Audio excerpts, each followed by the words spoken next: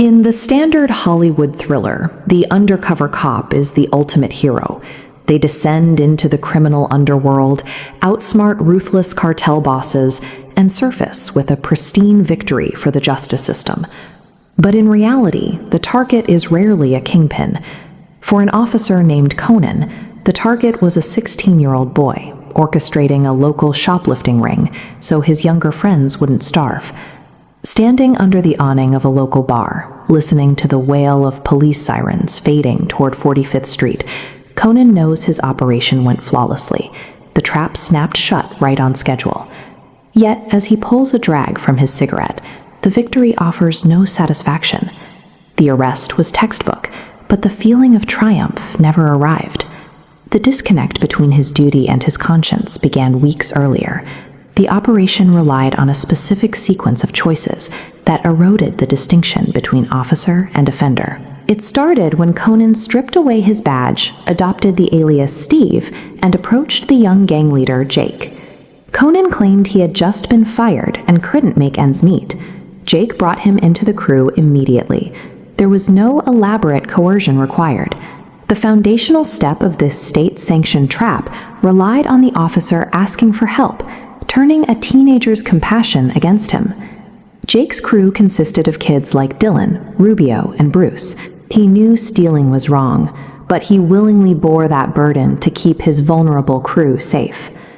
Watching Jake carry that weight creates a deep cognitive dissonance for Conan. He is forced to confront the warmth of a criminal, fracturing his certainty that he is standing on the righteous side of the law. Arresting Jake for petty theft meant a brief jail stint before returning to the streets. To secure a longer sentence, the department let him go free until his crimes crossed the grand theft threshold, guaranteeing a 3-year prison block. Conan accelerated that timeline. When a 10-year-old boy needed $2,000 for his father's bail, Jake was desperate to find the cash. Conan produced a stolen key to the electronics store. The trap was set. The legal system found a teenager loyal to a fatherless child and used that loyalty to manufacture a felony. 72 hours later, the police close in on the store. The teenagers panic behind the locked tempered glass. One member punches the air, suspecting a setup.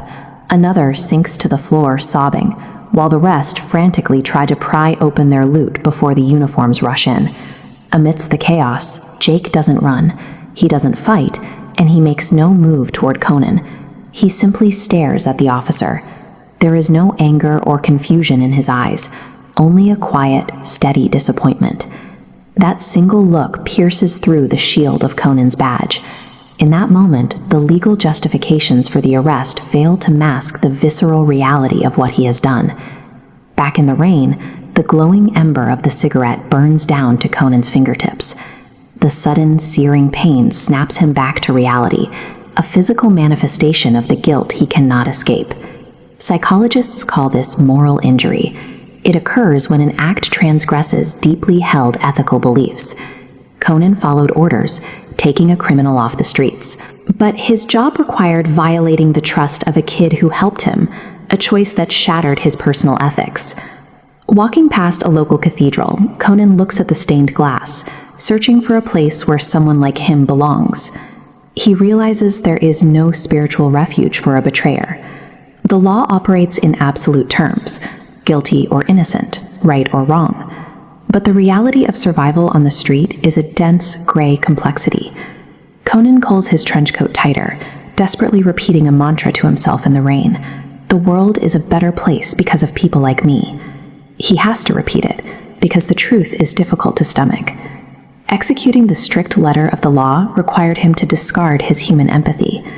When securing a legal victory relies on exploiting kindness, the resulting moral injury is a permanent wound, and no official commendation from the chief will ever heal it.